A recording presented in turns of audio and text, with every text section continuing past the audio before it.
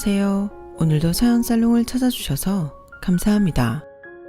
저는 70대 평범한 할머니예요. 요즘은 100세 시대라고 하잖아요.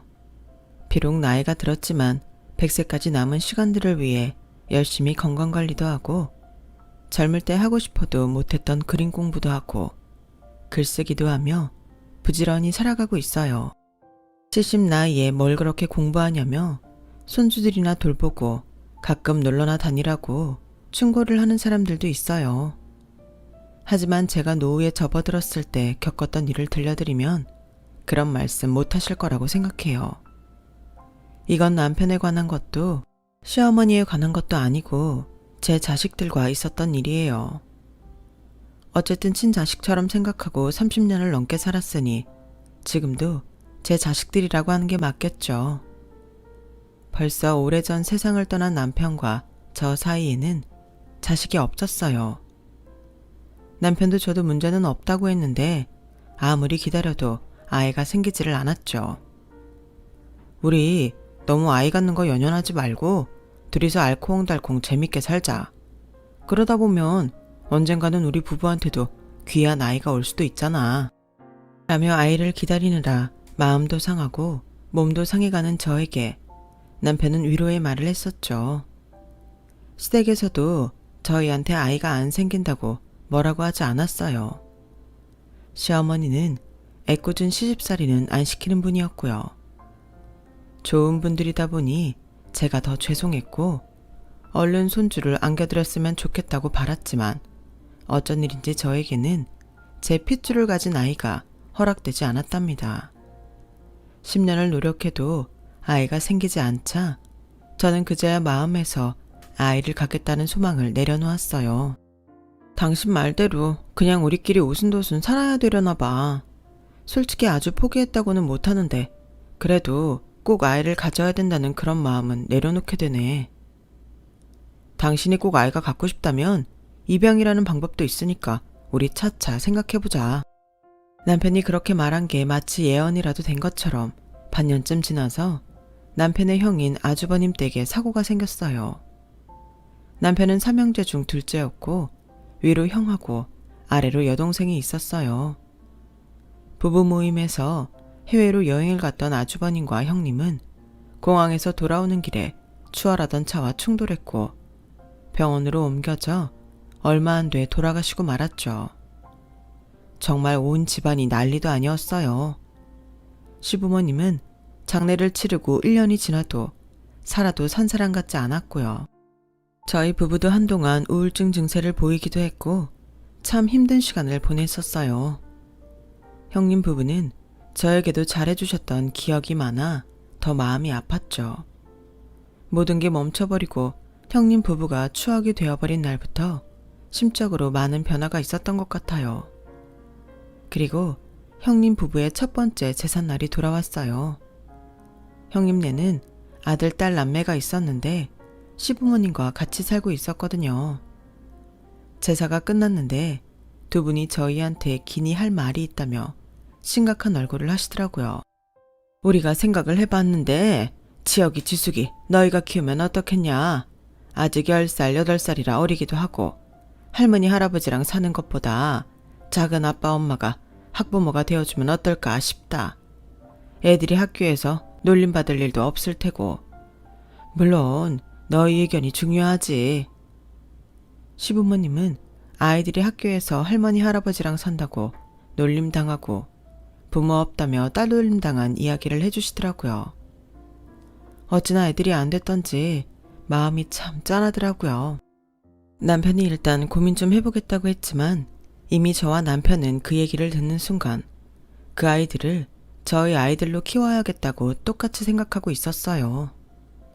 저희는 아예 아이들을 저희 호적에 자식으로 올렸고 그때부터 갑자기 초등학생들이 학부모가 돼서 치열한 삶을 살게 되었죠. 어릴 때에는 저희 말을 잘 듣던 애들이 사춘기가 되자 반항도 하고 말도 안 듣고 학교를 빠진 적도 있어서 정말 적잖이 속도 썩어봤네요. 그래도 저와 남편은 이러라고 하늘이 우리한테 아이를 안 주셨나 보다 하며 그 아이들을 늘 친자식으로 여기며 뭐든 최선을 다해서 해주려고 했어요. 그러다가 아이들 고등학교 때 남편이 먼저 세상을 떠났어요. 몇 년 전부터 심장이 좀 안 좋다는 진단을 받았지만 남편은 크게 걱정할 거 없다며 개의치 않았거든요. 그런데 어느 날 갑자기 쓰러지더니 결국 다시는 일어나지 못하더군요. 아이 둘 다 고등학생이라 신경 쓸 일도 많았기에 저는 슬퍼하지도 못하고 애들을 챙기느라 정신없이 살았네요. 남편은 일반 회사를 다녔지만 시부모님이 좀 크게 한식집을 해서 제가 그때 분점을 받아서 운영하고 있을 때였거든요. 식당 일 챙기라 아이들 뒷바라지 하랴 3년이란 시간이 어떻게 갔는지 모를 정도로 너무 바쁘게 살았죠. 그렇게 키워놓으니 대학 졸업하고 각자 살 길 찾아 가는데 제 마음이 다 뿌듯했어요. 큰아이 지혁이는 대기업에 다니고 둘째 지숙이도 영어학원 강사를 하며 자기 하고 싶은 거 마음껏 하며 살았죠. 그리고 나이가 차니 알아서들 짝을 찾아와 결혼도 했고요. 둘 다 결혼을 하고 나서야 저는 제 할 일을 다 했다는 마음이 들며 그제야 긴장이 풀리더군요. 난 니네끼리 죽이 되든 밥이 되든 별 일 없이 살았으면 좋겠다. 그게 효도인 거야. 명절 때랑 제사 때 얼굴 보고 그러면 되지 않겠어? 아이들이 결혼할 때마다 저는 똑같이 말했어요. 제 진심이기도 했고요. 그 즈음에 시어머니는 저와 시누이를 불러서 저한테 식당 본점을, 시누이한테는 분점을 주신다는 내용의 서류를 작성해서 주셨어요. 그리고 저를 따로 불러서 땅 문서를 주셨어요. 이거 네 시아버지가 너 애들 결혼 다 시키면 주라고 돌아가시기 전에 나한테 맡겨놓은 거다. 이제 이거 줄 때가 된 것 같아. 지혁이 주숙이 잘 키워줘서 정말 고맙다. 네가 엄마 노릇에 나중엔 애비 노릇까지 하느라 고생 많이 했어. 고생이라뇨. 저야말로 지혁이 지숙이 키우면서 보람도 많았고 사는 것 같았어요. 그런데 이런 것까지 주시고 정말 감사해요, 어머니. 그렇게 저희한테 가게를 주신 시어머니는 얼마 안 돼 세상을 떠나셨어요. 아이들이 변한 건 그때부터였던 것 같아요. 아니, 결혼하면서 차츰 변하기 시작했죠. 처음에는 자주 하던 전화도 일주일에 한 번, 한 달에 한 번 그렇게 뜸해지더니 나중에는 아예 전화가 오지 않았어요. 첫째네, 둘째네 다 마찬가지였죠. 원래 다 처음처럼 잘할 수 없다는 걸 알지만 그래도 섭섭하긴 하더라고요. 명절 때에도 지혁이 지숙이 둘만 딸랑 올 때도 많았고 특히나 큰애는 제가 와이프 같지 않았냐고 하면 이상할 정도로 예민하게 반응하는 거였어요. 아니, 며느리라고 꼭 시댁에 와야 된다는 법 있어? 요즘 세상에 그런 게 어딨어. 엄마도 시어머니 노릇하고 싶어? 안 그런다고 했잖아. 이러면 다른 시어머니랑 뭐 달라? 아니, 아무리 그래도 시아버지 제삿날 너 혼자 오니까 물어볼 수는 있는 거잖아. 이것도 그냥 기념일이잖아. 돌아가신 양반이 뭘 알겠어? 너무 따지지 말고 얼른 밥이나 먹고 헤어져요. 저는 함부로 말하는 아들 녀석에게 한마디 하고 싶었지만 그래도 남편 제사상 앞에서 큰 소리를 내고 싶지 않아 입 꾹 다물고 속으로 삭히기만 했어요. 둘째인 지숙이도 크게 다르지 않았어요. 우리 그 이 회사에서 일하느라 엄청 피곤하고 힘들어. 그러니까 엄마 자꾸 그 사람 안 온다고 뭐라고 하지 마. 요즘 그러는 거 촌스러운 거 알지? 말들은 그렇게 하면서 자기네들 생일이나 손주들 기념일에는 뭐 하나 못 받아가서 왜들 난리인지 모르겠더라고요. 그런데 언젠가부터 며느리가 무슨 인사할 일이 있으면 꼭 식당으로 저를 찾아오더라고요. 어머니, 이번 명절상 차리시라고 용돈 보냈어요. 확인하셨죠? 근데 요즘 장사는 어때요? 불경기라 손님이 전보다 좀 적어진 것 같긴 하네요. 라며 식당 내부를 한번 싹 훑는데 딱 봐도 며느리가 지금 뭐 하는지 너무 잘 알겠더라고요. 나중에라도 이 식당을 물려받으면 어떻게 해야 되나 지금부터 준비하는 거 아니겠어요? 그때만 해도 저는 건강에 문제도 없었고 늘 카운터에 앉아서 모든 일을 다 하고 있었는데 솔직히 괘씸해서 식당 얘기는 잘 해주지도 않았네요. 식당이야 늘 그렇지 뭐. 단골들 섭섭하지 않게 음식 막 변하지 않는 거랑 재료 아끼지 않는 거, 그런 거 제일 신경 쓰는 건 항상 똑같아. 그나저나 이번 명절에도 집에는 안 들릴 거니? 어머니, 저희 친정어머니가 허리를 다치셔서 좀 힘들 것 같아요. 가게 매출 잘 나오면 좋겠네요. 그럼 또 봬요. 이러고 가버리니 얄밉지 않겠어요? 큰애도 소녀를 낳아서 2살인데 몇 번 본 게 다니 참 섭섭했죠. 둘째도 친정 와서 산후조리하고 받아갈 거 다 받아가 놓고는 애가 잘 지내는지 물어보면 자기 아이 키우는데 간섭하지 말라며 차갑게 제 말을 끊어버리더라고요. 엄마, 우리 그이가 그러는데 요즘 친정에서 사위들한테 차도 한 대씩 뽑아준다는데 우리도 해줘요. 엄마가 그런 걸 안 해주는데 그이라고 처가에 오고 싶겠어? 제가 정말 인색한 사람이면 저도 할 말이 없겠죠. 그런데 저 걔들 결혼할 때 정말 돈 많이 들였어요. 하나밖에 없는 사위라고 전부 다 최고급으로만 해줬고요. 누가 보면 무슨 연예인 사위 드리는 줄 알았을 거예요. 그런데도 저한테 바라기만 하니 저도 아이들과는 적당히 선을 두고 살아야겠다고 마음을 바꿨어요. 그전에도 저는 바라는 게 많지 않다고 생각했는데 아이들은 그게 아니었던 것 같아서 말이죠. 그러다가 정말 제 인생을 바꿀 일이 생기고 말았어요. 언젠가부터 잠을 아무리 자도 피곤이 풀리지 않고 입맛도 없어지고 살이 자꾸 빠지더라고요. 처음에는 별일 아니겠거니 했다가 식당 직원들이 하도 병원에 가라고 성화를 해대서 병원에 갔다가 의사한테서 가슴이 철렁하는 말을 들었어요. 자꾸 보호자를 데려오라는데 아이들이 와줄 것 같지 않아 그럴 사람이 없다고 하니 그제야 의사가 이야기를 하더군요. 조직검사 결과가 나와야 정확하겠지만 위에서 발견된 종양이 좋지 않은 건 확실하네요. 그럼 암이라는 말씀이신가요? 수술할지 안 할지는 다음에 오셨을 때 다시 말씀드릴게요. 의사는 암이라는 말은 하지 않았지만 모든 정황이 제가 위암이라는 걸 말해주고 있었어요. 저는 너무 마음이 힘들고 인생이 허무하기까지 해서 아이들한테 전화를 했어요. 먼저 간 남편 목소리는 들을 수 없으니 아이들 목소리라도 듣고 싶었거든요. 엄마, 회사 바쁠 때 전화를 하시면 어떡해? 지혁아, 엄마 아파서 병원 갔다 왔거든. 근데 그러니까 평소에 몸 관리 좀 잘하지. 나이 들어 고생하잖아. 나 바쁘니까 나중에 얘기해. 어디가 아프냐 묻지도 않고 끊어버리는 아들 녀석 다음으로 딸아이한테도 전화를 해봤지만 마찬가지였어요. 자기 바쁜데 전화한다고 신경질부터 내더라고요. 저는 그때야 제가 아이들을 잘못 키웠다고 후회를 했네요. 우리는 잘 키워보겠다고 정말 애썼잖아 여보. 근데 그게 아니었나 봐. 우리가 애들을 많이 섭섭하게 한 건지 난 정말 그런 것 같지 않은데. 당신 애들 좋아하는 거라면 멀리 차까지 타고 가서 사왔잖아. 아무리 작은 엄마 작은 아빠여도 양부모라고 생각하지 말라고 편하게 해준다고 했는데 우리가 뭘 잘못했던 걸까? 왜 저리 나한테 매정하게 굴지? 저는 밤새 남편 사진을 앞에 놓고 통곡을 하며 혼잣말을 중얼거렸어요. 그리고 조직검사 결과가 나온 날 의사는 저한테 수술 후에 항암 치료를 하자고 하더라고요.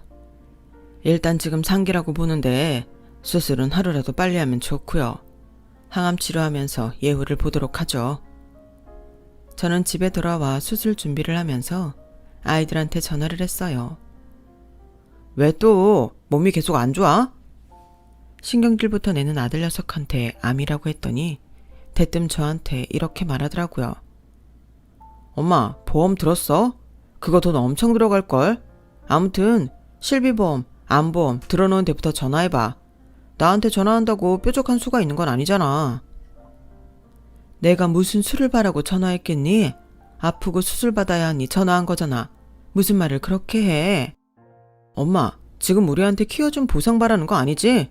아빠 돌아가신 후에도 엄마가 나랑 지숙이 키우고 결혼까지 시켜준 건 고마운데 그거 당연히 할 일 한 거잖아. 그거 갖고 지금 생색내고 병간호 해달라 병원비 달라 그러면 안 돼.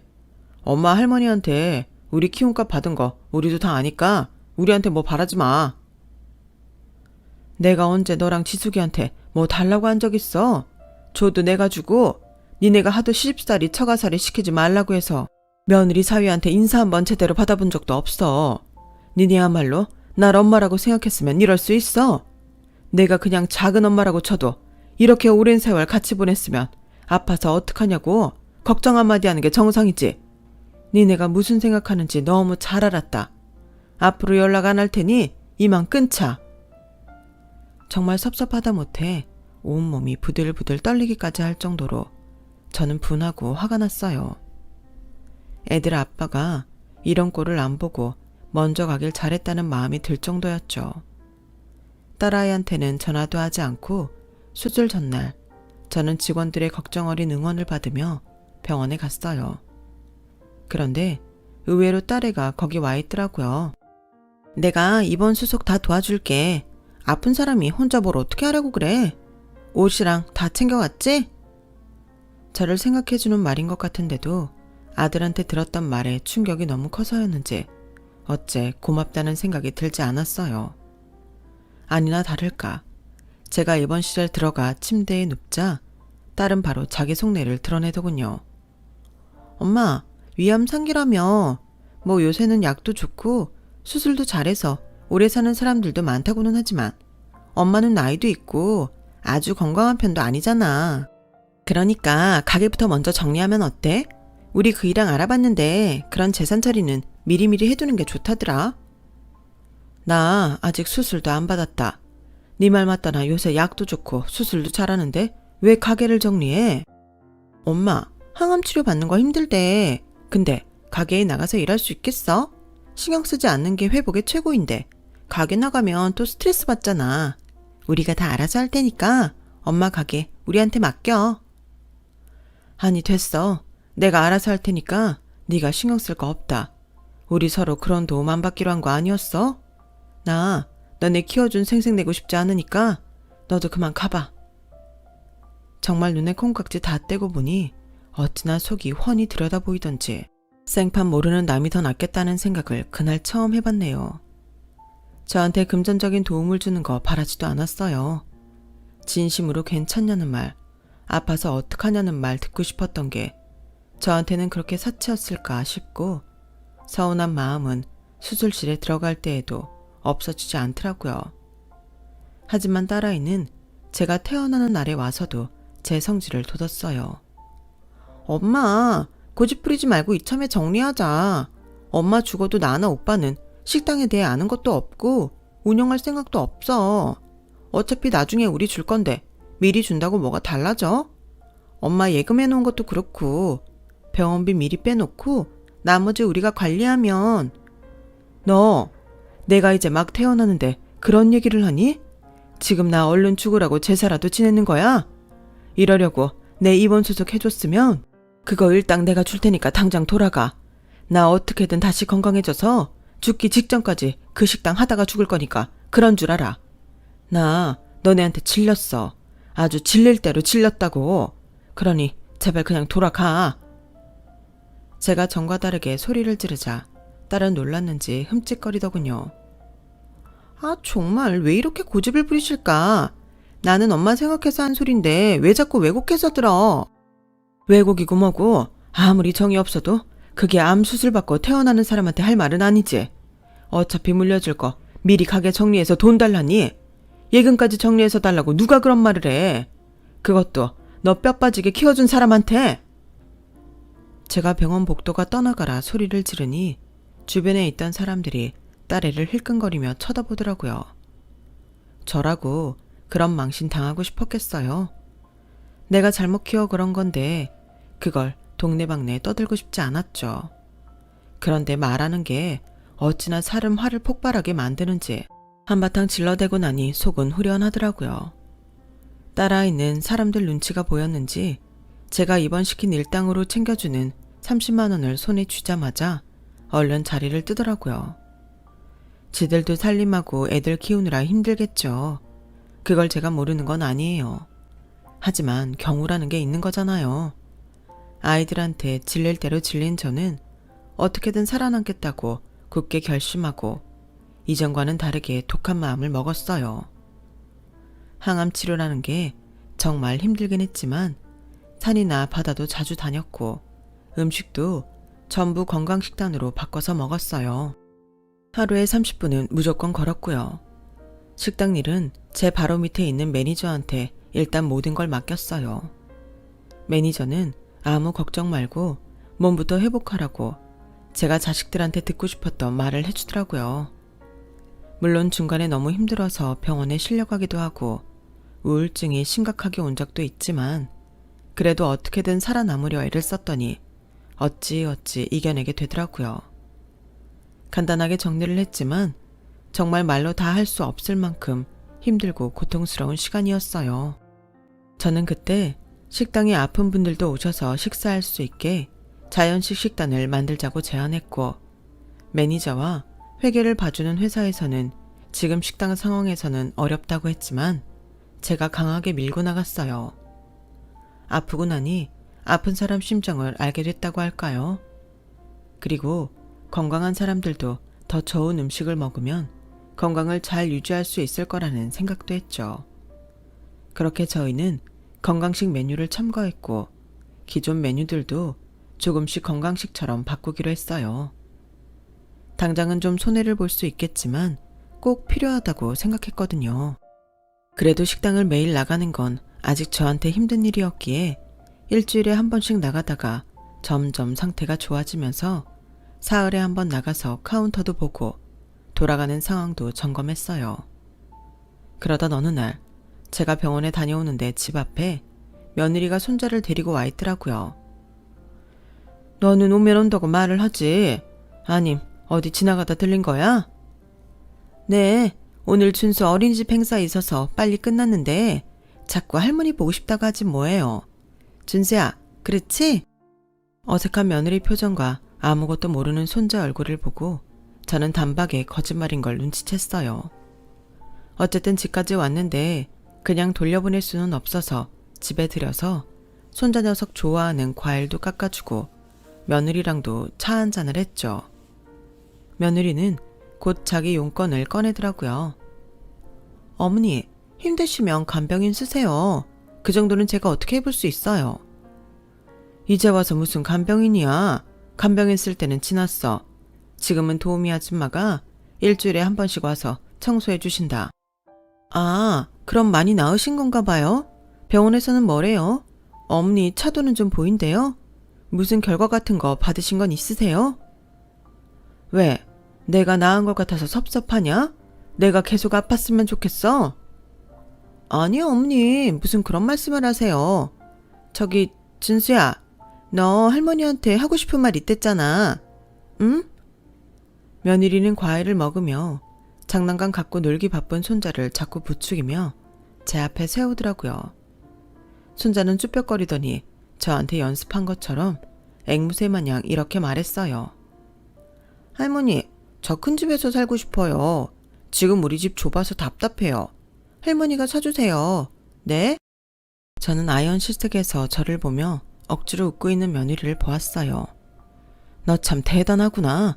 이제는 아무것도 모르는 애를 앞세워서 나한테 돈 타낼 생각을 하는 거야? 준수가 뭘 한다고 이런 말을 해? 아니에요, 어머니. 준수가 정말 새집 이사 가고 싶댔어요. 듣기 싫다. 나 참, 내가 1년에 한 번 볼까 말까 한 손자 말이라면 아이고 그러냐 하며 들어줄 어리석은 늙은이로 보였냐? 너 사람 잘못 봤어. 내가 아파서 죽어가도 너네한테 못 주겠다. 어머니, 그러지 마시고 어머니 병원비랑 노후 쓰실 거 남기시고 나머지 정리하셔서 저희 주세요. 그러면 더 서로 편하고 좋잖아요. 너네는 편할지 몰라도 난 하나도 편할 거 없다. 지금도 불편한 거 없고. 이제 그만 준수 데리고 돌아가라. 며느리는 할 수 없이 돌아갔고 얼마 안 있어 아들놈이 전화를 했어요. 엄마, 집사람하고 준수 내쫓듯이 보냈다면서요. 그렇게 우리 안 찾아간다고 뭐라고 할 때는 언제고 저희를 짐짝 취급하세요. 너야말로 키운 생색 내지 말라더니 나한테서 받을 건 받아야겠다는 거냐?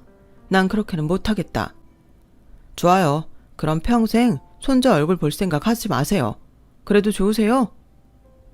너네도 나를 엄마 대접 안 해주는데 내가 준수를 손자라고 생각할 이유가 뭐 있겠어? 알았어요. 그럼 이제 정말 왕래 안 하는 겁니다. 아들은 그 말을 마지막으로 전화를 끊었어요. 이렇게까지 말한 제가 너무하다고 생각하실지도 모르겠지만 저는 진단을 받고 병원에 있는 동안 아이들한테 너무 많은 상처를 받고 그동안 쌓아왔던 정도 다 부질없다는 걸 절실히 깨달았기 때문에 더는 마음을 주고 싶지 않았어요. 그 후로 딸이고 아들이고 정말 저한테 연락 한 번 안 하더군요. 제가 죽었는지 살았는지 궁금하지도 않은 것처럼요. 저 역시 자식들은 뒤로 제쳐놓고 다시 건강해지는 데에만 온 힘을 쏟았고 그 결과 2년 반 만에 병원에서 기쁜 소식을 듣게 되었어요. 이제 안심하셔도 되겠는데요. 이게 거의 기적이라고밖에 말을 못하겠는데 정말 좋아지셨어요. 물론 이게 완치라는 게 없는 병이다 보니 계속 잘 관리해 주셔야 되겠지만 지금처럼만 해주시면 큰 문제 없을 것 같습니다. 정말 너무 기다리던 순간이었고 저도 모르게 눈물이 주르륵 흘렀어요. 식당 직원들도 제 친구들도 다 자기 일처럼 기뻐해주고 축하 선물도 주고 정말 잔치가 따로 없었죠. 그리고 때 맞춰서 시부모님한테 받은 땅값이 쑥쑥 오르기 시작하더라고요. 원래 변두리 한 자락에 있던 땅이라 크게 주목받지 못했는데 그 지역이 TV에 나오고 유행하는 카페니 가게들이 들어서면서 새로운 명물 지역이 된 덕이었어요. 식당도 전보다 훨씬 잘 되고 있었고요. 아무래도 건강에 대한 사람들 관심이 늘어나다 보니 저희 식당 음식도 덩달아 입소문을 탄 것 같더라고요. 그러고 있는데 한 2년 연락 없던 딸한테 전화가 왔더라고요. 엄마, 요새 어떻게 지내? 병원에선 별말 없지? 엄마, 나도 엄마 마음 상하게 하고 싶지 않은데 현실적으로 엄마 나이에 다시 회복되기 힘들잖아. 이쯤에서 우리한테 재산 나눠주는 거 어때? 식당도 미리 정리해둬야 엄마도 속 편하는 거 사실이잖아. 애들은 제가 회복했다는 걸 귓등으로도 아무 소식도 못 들은 것 같더라고요. 그래, 너 마침 전화 잘했다. 나 너네한테 할 말 있어. 그러니까 네가 지혁이한테도 연락해서 한번 같이 와. 저도 이대로는 더 이상 있을 수 없었어요. 이렇게 불쑥불쑥 잊을만 하면 전화해서 재산 내놓으라는 등살에 더는 시달리고 싶지 않았어요. 저는 만난 날짜를 넉넉히 시간을 두고 잡았고 그새 마음먹었던 일들을 알아보고 정리해 갔어요. 마침내 아이들을 만나는 날이 왔고 아들하고 딸은 자기들한테 나눠줄 재산을 잔뜩 기대하는 표정으로 아주 들떠있더라고요. 엄마, 이제야 마음 정리가 됐나 보네. 근데 이게 더 좋은 것 같기도 해. 할아버지가 엄마한테 주신 땅 거기 맞지? 요즘 난리 난데. 어후, 그게 대체 얼마가 오른 거야. 이야. 아들은 눈동자를 굴려대며 신이 나서 헛소리를 하더군요. 딸년도 덩달아 맞장구를 쳤어요. 엄마가 성견지명이 있었나 봐. 이렇게 땅값 오르고 우리 나눠주려고 기다렸던 거야? 그러면 말을 하지. 누가 너네한테 내 땅 준다고 했어? 얘들 좀 봐. 나 너네 파양할 거야. 제 말에 아이들은 눈이 휘둥그레져서 서로를 보더군요. 엄마, 그게 무슨 말도 안 되는 소리야. 무슨 파양이야. 지금 우리 나이가 몇인데. 그게 해도 된다더라. 내가 변호사 선임해서 다 준비했어. 너네한테는 그 이야기 하려고 부른 거고 니들이 나한테 어떻게 했는지 증언해주겠다는 사람들이 줄을 섰어. 아픈 엄마 찾아와서 얼른 재산 넘기라고 하는 거 들은 식당 직원들도 수두룩하고 니네가 아픈 나 한 번도 들여다보지 않았다는 거 내 친구들도 다 알아. 다 나 위해서 증언해준다고 했어. 내가 니들을 얼마나 정성으로 키웠는지 알기 때문에 내 친구들이 나보다 더 분노해. 그러니까 니네도 재판 준비하라고 그 말 하려고 부른 거야. 니네 나보고 키워준 생색내지 말라며? 그러면서 나 아프다고 한 다음부터 계속 재산 타령했잖아. 그게 말이 앞뒤가 맞는다고 생각하니? 나이가 들었다고 사람이 멍청해지는 거 아니다. 내 땅이 오른 거 니네랑 아무 상관없어. 허참, 그래서 오늘 그 말하려고 우리 부른 거야? 지혁이, 너 말 조심해. 앞으로 반말하지 마. 너 키워준 작은 엄마한테 그게 무슨 말버릇이야? 그리고 나 병원에서 아주 좋아졌다고? 이대로만 유지하라는 얘기 들었다. 암세포 없고 몸도 깨끗하대. 내 비록 자식이 없어서 니네한테 재산 줄 수 있겠다만 그건 내 의지이지. 이제 너네가 내놓으라 말아 할 권리 없어. 난 이 재판 이길 거야. 그러니 너네 각오 단단히 해둬. 이만들 가봐라. 바쁜 사람들 시간 내가 붙잡았다고 나중에 딴소리를 하지 말고. 제가 딱 부러지게 얘기하자 애들 얼굴이 하얗게 질리는 게 보이더군요. 특히나 제 병이 아주 좋아졌다는 말에 두 아이는 의외라는 표정으로 어쩔 줄 모르더라고요. 제가 얼른 돌아가라고 재촉을 하자 아들 녀석이 갑자기 전에 보이지 않던 행동을 했어요. 아들은 그 자리에서 무릎을 꿇더니 고개를 숙이고 저한테 싹싹 빌더라고요. 엄마, 그러지 말고 저 한 번만 도와주세요. 이거 다 엄마가 너무 속상해서 그냥 해보시는 말인 거 알아요. 그래도 엄마 말대로 존댓말 쓰고 행동도 조심할 테니까 화 푸시고 저 좀 도와주세요, 엄마. 나 니네 엄마 아니야. 작은 엄마라고도 하지 마. 그냥 숙모라고 해. 숙모님. 그래요. 부르라고 하는 대로 부를 테니까 제발 좀 도와줘요. 저 주식하다가 망했어요. 이대로 가다가는 위험해요. 엄마가 아니 숙모님이 돈 안 주시면 저희 진짜 살던 집도 팔아야 돼요. 그럼 팔아. 그러면 되잖니. 너랑 네 마누라 손이 없어 발이 없어? 나이도 젊고 건강하잖아. 어디 가서 뭘 해도 빚 갚고 살 수 있으니까 나한테 기대지 마. 엄마 제발 좀 살려줘요. 네? 제가 잘못했어요. 앞으로 엄마 자주 찾아뵙고 명절 때도 꼬박꼬박 올게요. 나 이제 그런 거 바라지 않아. 그리고 너 집 팔아야 된다고 했지? 그 집도 너 결혼할 때 내가 사준 건 기억하니? 지숙이 너도 똑똑히 들어둬. 나 네 남편한테 연예인 사위였냐는 말 들을 만큼 결혼할 때 해줄 거 다 해줬어. 넘치게 해줬어. 나 쓸 거 안 쓰고 입을 거 안 입으면서 해줬는데 그 녀석이 나 아플 때 한 번이라도 찾아왔니? 우리 식당 경영 어렵다니까 코빼기도 보이지 않았잖아. 너는 너대로 병원까지 와서 식당 팔아 재산 달라고 억지 쓰고. 니네가 친부모였어도 그렇게 하면 안 되는 거야. 한때는 니네를 정말 친자식이라고 여긴 적도 있지만 이젠 아니야. 그러니까 너네는 재판 준비나 하고 있어. 엄마 미안해. 엄마가 이렇게 화난 줄 몰랐어. 그러니까 이러지 말고 우리 대화로 해결하자. 지금 당장 재산 주는 게 싫으면 유언장이라도 써주면. 딸아이는 정말 사태 파악을 못하더라고요. 어떻게 저런 머리로 좋은 대학을 간 건지 의심스러울 정도였어요. 정남이 다 떨어지고 나니 애들이 얼마나 미련하고 어리석은지 훤하게 보이는데 왜 그동안은 그걸 몰랐을까요? 이런 걸 콩깍지라고 하는 거겠죠. 유언장이라고? 그래, 너 말 잘했다. 내 가게는 나보다 운영 더 잘할 우리 매니저 주기로 했고 내 땅은 곧 팔아서 나 들어갈 실버타운에 기부할 거다. 이미 공증도 다 받아놔서 니네가 건드릴 수 있는 거 없으니 그런 줄 알고 어서 돌아가. 엄마, 아니 숙모님, 나 저질러 놓은 게 너무 많아서 어떻게 해줘야 돼요. 안 그러면 나 지금 차리는 카페 공사대금도 지불 못해요. 그냥 못 주면 빌려주세요. 네? 제발요. 제가 잘못했어요. 지금 우리 대출이자 내는 것도 빠듯해서 우리 회사 다니는 것만으로는 부족해요. 그 잘난 대기업을 둘 다 다니면서 돈 모자라다는 것도 나는 정말 이해가 안 된다. 진짜 우리가 너희를 잘못 키웠나 보다. 내가 헛살았어. 그래, 회사를 다니면서 카페를 부업으로 하면 돈이 저절로 굴러들어올 것 같아? 카페는 만만한 줄 알아. 네가 저지른 거 네가 알아서 해. 내가 차리라고 너 등 떠민 거 아니잖아. 난 너네 한 푼도 못 주니까 그런 줄 알아. 제가 얼른 나가라고 둘을 윽박지르자 그제야 애들은 엎드려서 울며불며 잘못했다고 난리를 치더군요. 그래도 제가 꼼짝하지 않자 아들 녀석은 갑자기 돌변해서 저한테 협박하듯이 말했어요. 이제 돈도 많고 우리 신세 질 일 없다는 거죠. 우리 힘든 거 알고 혹 떼어내겠다는 거네요. 참 비정하네요. 그래요. 어디 마음대로 해봐요. 우리랑은 평생 등지고 사는 건 줄 아세요.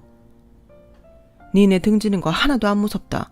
지금까지는 뭐 그리 니네가 나한테 살갑겠다고 그러냐? 나 네 그런 협박 하나도 안 무서우니까 마음대로 해. 아들이 먼저 씩씩대고 나가자 딸아이는 제 눈치를 보며 뭐라고 말하려고 하더니 그냥 지 오빠를 따라 나가더라고요. 그리고 저는 아이들한테 예고한 대로 파양 절차를 진행했고 다행히 법원은 제 손을 들어줬어요.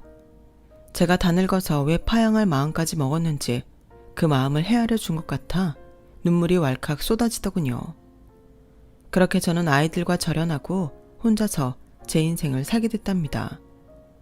죽을 고비를 넘기고 나니 누가 정말 저를 위하는 사람인지 한눈에 알 수 있더군요. 그게 제가 키운 아이들이 아니라는 게 가슴 아팠지만 어쩌겠어요. 이번 생에서 저한테는 자식이 없는가 보다. 그렇게 받아들이기로 했어요. 저는 그동안 저한테 못 써본 돈 열심히 쓰면서 재미있게 살고 있어요. 그때 아이들과 인연을 끊은 이후로 이사한 동네에서 친구들 초대해서 같이 자기도 하고 여행도 가고요. 앞에서 말한 것처럼 이것저것 배우고 공부도 한답니다.